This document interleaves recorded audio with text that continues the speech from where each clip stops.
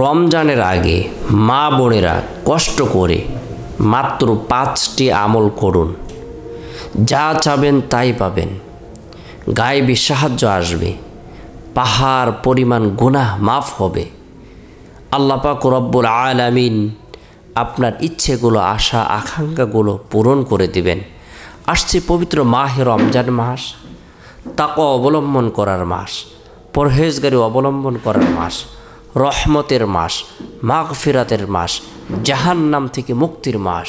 আল্লাহ রসুল সাল্লাল্লাহু আলাইহি সাল্লাম রমজানের পূর্বে থেকেই তার দরদী উম্মতদেরকে সম্বোধন করে বলেছেন, ইয়া আইয়ুহান নাস কদ আযাল্লাকুম শাহরুন আযীমুন, হে লোক সকল, এক মহান মাস তোমাদের উপর ছায়াপাত করেছে।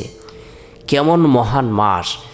যে মাসের বরকতে, যে মাসের ফজিলতের কারণে আল্লাহ তাআলা আসমানের সকল দরজা উন্মুক্ত করে দিবেন, বেহেশতের সকল দরজা উন্মুক্ত করে দিবেন, জাহান্নামের সকল দরজা বন্ধ করে দিবেন।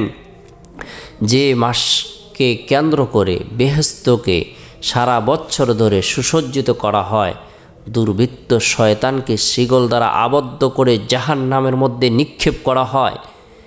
এমন মহান মাস, যে মাসের একটি নফল ইবাদত রমজানের বাহিরে ফরজের সমপরিমাণ সওয়াব প্রদান করা হয়।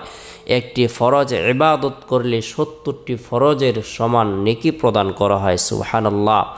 অনেক মা বোনেরাই নেক কাজ করতে আগ্রহী, নেক আমল করতে আগ্রহী। তাই অনেক মা বোনেরা জানতে চান রমজানের পূর্বে আমরা কি আমল করব, আমাদের কি করণীয়।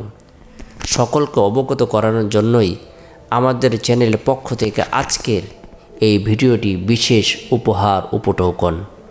রমজানের পূর্বে আমরা প্রত্যেকেই আমাদের জীবনের গুনাহের কথা স্মরণ করে, নাফরমানের কথা স্মরণ করে, অন্যায় অপরাধের কথা স্মরণ করে খাঁটি দিলে তওবার নিয়তে কমপক্ষে দৈনন্দিন 100 বার ইস্তিগফারের আমল করব।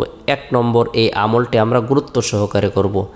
আস্তাগফিরুল্লাহ রাব্বি মিন কুল্লি যামবি ওয়া আতুবু ইলাইহি, আস্তাগফিরুল্লাহ রাব্বি মিন কুল্লি যামবি ওয়া আতুবু ইলাইহি।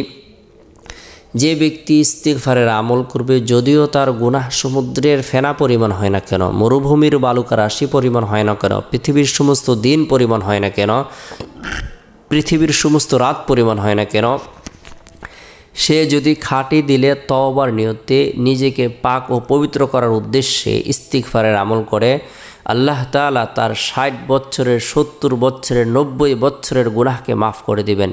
পাহাড় পরিমাণ গুনাহকে মাফ করে দিবেন, সমুদ্রের ফেনা পরিমাণ গুনাহকে মাফ করে দিবেন। সুবহানাল্লাহ! আল্লাহ তাআলা তার হায়াতের মধ্যে, রিজিকের মধ্যে, ধন দৌলতের মধ্যে, শারীরিক সুস্থতার মধ্যে বরকত প্রদান করবেন। সুবহানাল্লাহ!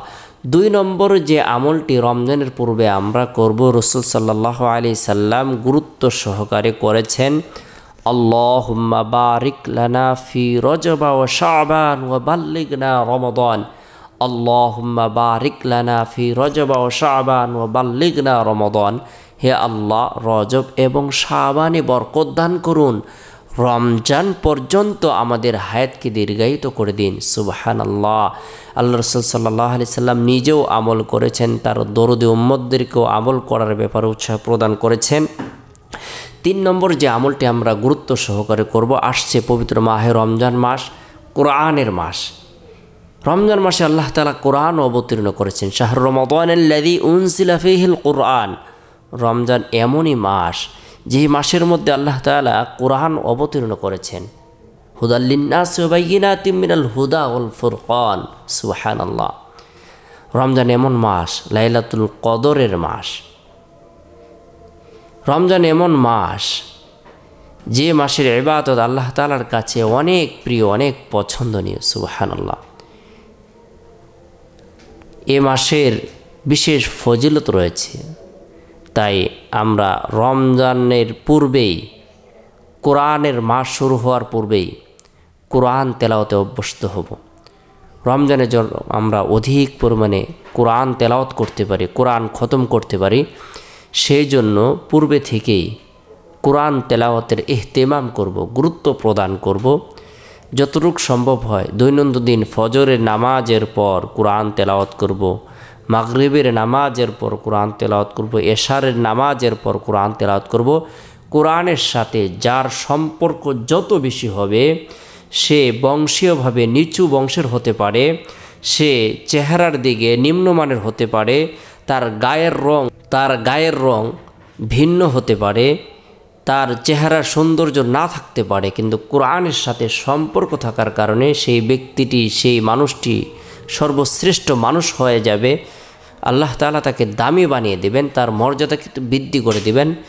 যেমন কোরআনের বরকতে রমজান মাস শ্রেষ্ঠ মাস হয়েছে। যে ব্যক্তি কোরআনের সাথে সম্পৃক্ত থাকবে, সম্পর্ক রাখবে, সে দামি হয়ে যাবে। সেই জন্য কোরআন তেলাওয়াতের গুরুত্ব প্রদান করব। আমরা যারা কোরআন পড়তে পারি না, আমরা কোরআন তেলাওয়াত শেখার জন্য, জানার জন্য, বোঝার জন্য রমজান মাস এর পূর্বে থেকে চেষ্টা করব। রমজান মাসের পূর্বে থেকে আমরা চেষ্টা করব ইনশাআল্লাহ। 4 নম্বর যে আমলটা আমরা গুরুত্ব সহকারে করব সেটি হলো, আসছে পবিত্র মাহে রমজান মাস। রমজানের পূর্বেই অধিক পরিমাণে কালেমা লা ইলাহা ইল্লাল্লাহ, জাহান্নাম থেকে পানা চাইব, জান্নাত কামনা করব, এবং কি আল্লাহ পাক রব্বুল আলামিনের দরবারে নিজের যত ধরনের অজ্ঞতা রয়েছে, সকল অজ্ঞতার জন্য আল্লাহ তাআলা দরবারে আমরা দোয়া, আমাদের নিজেদের ভিতরে যত ধরনের অযোগ্যতা রয়েছে, অজ্ঞতা রয়েছে, সব কিছুর জন্য আল্লাহ তাআলার দরবারে পানা চাইব। বিশেষ করে পবিত্র মাহে রমজানের পূর্বেই আমরা জিকির আজকার বেশি থেকে বেশি করব। সুবহানাল্লাহ, আলহামদুলিল্লাহ, লা ইলাহা ইল্লাল্লাহ, আল্লাহু আকবার, এই জিকিরগুলো করব। 5 নম্বর যে আমলটি আমরা গুরুত্ব সহকারে করব সেটি হলো বেশি বেশি করে নফল নামাজ পড়ব। কেননা পূর্বে থেকে যদি আমরা নফল নামাজের অভ্যস্ত হই, তাহলে রমজান মাসে আমরা যখন নফল নামাজ পড়ব, আল্লাহ তাআলা এর সওয়াবকে, নেকিকে বৃদ্ধি করে দিবেন। এক একটি নেকির বিনিময়ে আল্লাহ তাআলা 70 গুণ থেকে আরও অধিক পরিমাণে বৃদ্ধি করে দিবেন। তাই আমরা রমজানের পূর্বে থেকেই গুরুত্বপূর্ণ এই 5টি আমল নিজেরাও করব, পরিবার পরিজনদেরকেও করার ব্যাপার উৎসাহ প্রদান করব। আল্লাহ তাআলা আমাদের সকলকে শারীরিক সুস্থতা প্রদান করুক, মানসিক পেরেশানি দূর করুক।